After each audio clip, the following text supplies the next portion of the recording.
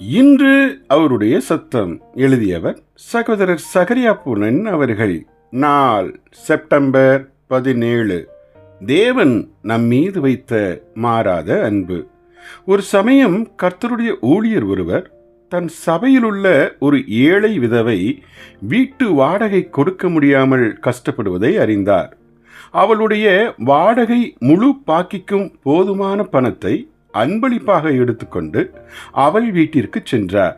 அவள் வீட்டின் கதவை பலமுறை தட்டி பார்த்தும் கதவு திறக்கவில்லை.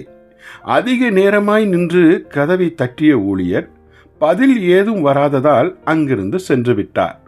சில நாட்கள் கழித்து அந்த ஏழை விதவை ஒரு வீதியில் சந்தித்தார்.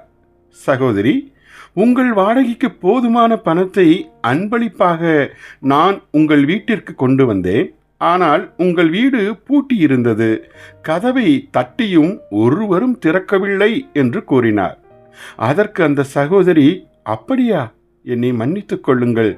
நீங்கள் கதவை தட்டிய அதே சமயத்தில் நான் வீட்டிற்குள் தான் இருந்தேன்.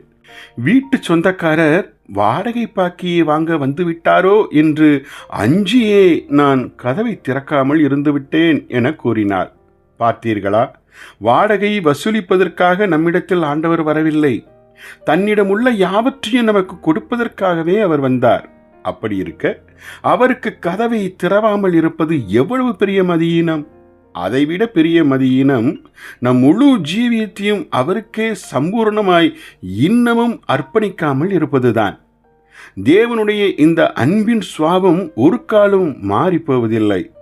இஸ்ரவேல் தேசத்தின் சரித்திர நிகழ்ச்சிகள் அனைத்திலும் அவர்கள் மீது அவர் கொண்ட மாறாத அன்பினை இஸ்ரவேலர்கள் அறிந்து கொள்ளும்படிக்கே தேவன் பிரயாசப்பட்டார். ஏனென்றால் வேதம் கூறுகிறபடி, அனாதி சிநேகத்தால் உங்களை நான் சிநேகித்தேன் என்றே தேவன் அவர்களிடம் கூறியிருந்தார்.